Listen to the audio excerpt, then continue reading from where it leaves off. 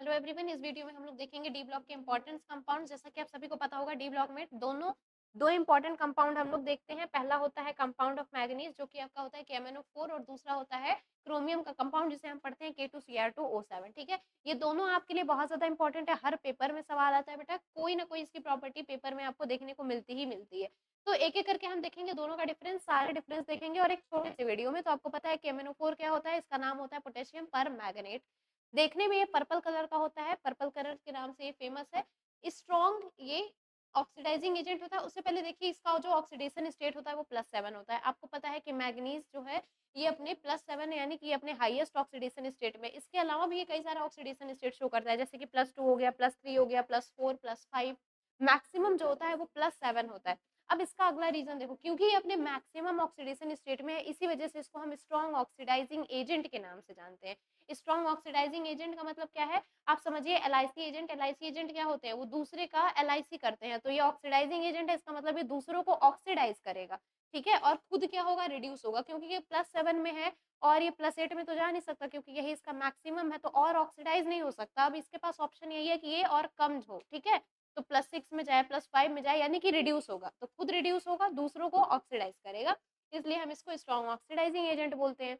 उसके अलावा बात करें अगर इसको बनाते कैसे हैं, ठीक है, तो एक बहुत ही इंपॉर्टेंट ओर होता है, अयस्क बोलते हैं इसको, जिसका नाम होता है पायरालुसाइट ओर, पायरोलुसाइट ओर।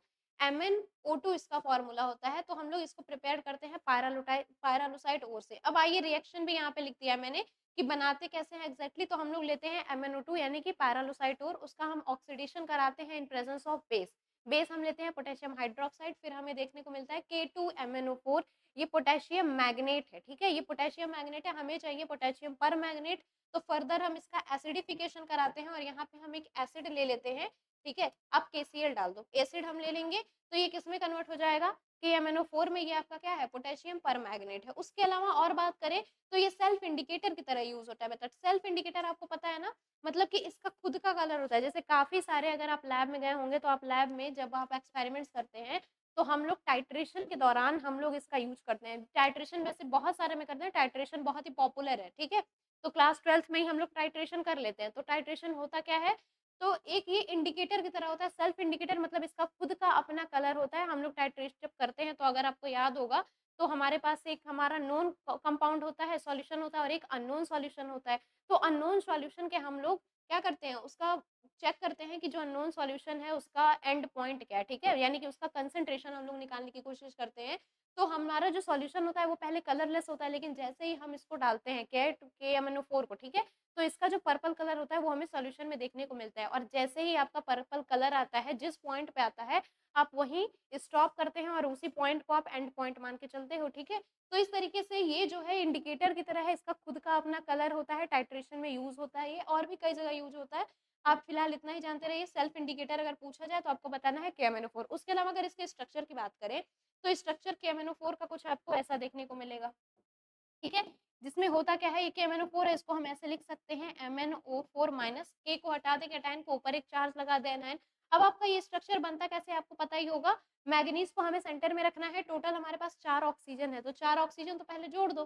ठीक है, लेकिन एक पे नेगेटिव चार्ज भी है। अब आपको ध्यान देना है, किसी एक ऑक्सीजन पे नेगेटिव चार्ज होगा, क्योंकि नेगेटिव चार्ज होगा तो अब ऑक्सीजन जो है, वैसे इन जनरल ऑक्सीजन क्या होता है, 2 बॉन्ड बनाता है, 2 उस पे लोन पेयर आता है। लेकिन अगर ऑक्सीजन पे नेगेटिव चार्ज है, इस केस में ऑक्सीजन क्या करेगा, एक इलेक्ट्रॉन इसके पास ऑलरेडी है, अब ये सिर्फ एक ही बॉन्ड बनाएगा, यानी कि कुछ ये आपके हेलोजन्स की तरह बिहेव करेगा। ठीक है, तो एक बॉन्ड बनाएगा, तो जिस पे नेगेटिव चार्ज होगा, जितने पे मान लीजिए अगर यहाँ पे 2 नेगेटिव होता, तो किसी 2 ऑक्सीजन पे हम 2 नेगेटिव चार्ज लगा देते, बाकी दोनों को हम डबल बॉन्ड के साथ स्टेबल कर देते।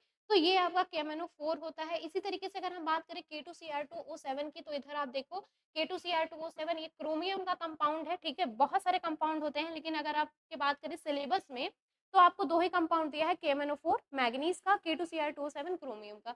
तो इसका नाम तो आपको पता ही होगा, K2Cr2O7, इसको बोलते हैं हम पोटेशियम डाइक्रोमेट। ठीक है, ये क्रोमेट है, क्रोमेट और आप पढ़े होंगे ना।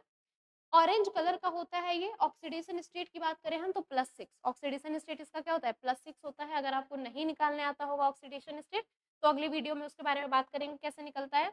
बाकी ऑक्सीडेशन स्टेट इसका +6, स्ट्रॉन्ग ऑक्सीडाइजिंग एजेंट की तरह ये भी बिहेव करता है। जैसे यहाँ मैग्नीज का हाईएस्ट ऑक्सीडेशन स्टेट +7 था, उसी तरह जब हम बात करेंगे क्रोमियम का, तो इसका जो हाईएस्ट ऑक्सीडेशन स्टेट होता है बेटा वो होता है +6। आगे की कहानी वही सेम है, अगर कोई एलिमेंट अपने हाईएस्ट ऑक्सीडेशन स्टेट में रहेगा तो वो और ज्यादा ऑक्सीडाइज नहीं हो सकता, ठीक है। तो उस केस में इसके पास ऑप्शन यही है कि ये खुद क्या हो, रिड्यूस हो और दूसरों को ऑक्सीडाइज करे। तो अगर स्ट्रॉन्ग ऑक्सीडाइजिंग एजेंट है दैट मीन्स ये दूसरों को ऑक्सीडाइज करेगा और इसका खुद का क्या होगा, रिडक्शन होगा। आगे बात करें इसको बनाते कैसे हैं, तो इसको बनाने के लिए हम लोग क्रोमाइट ओर का यूज करते हैं। क्रोमाइट नाम का एक अयस्क होता है, फॉर्मूला होता है आयरन का ऑक्साइड है और एक आपका क्या है, क्रोमाइट है, FeOCr2O3। इसको बनाने के लिए फिर से सेम हमें वही काम करना है, इसको लेना है, इसका ऑक्सीडेशन कराना है, लेकिन यहाँ पे हम जो बेस लेंगे वो आपका सोडियम कार्बोनेट हो जाएगा। जब हम इसका रिएक्शन कराएंगे अब हमें क्या देखने को मिलेगा, ठीक है। जब हम इसका रिएक्शन कराएंगे तो यहाँ पे आपको मिलेगा सबसे पहले Na2Cr2O4, इसको हम बोलते हैं सोडियम डाइक्रोमेट।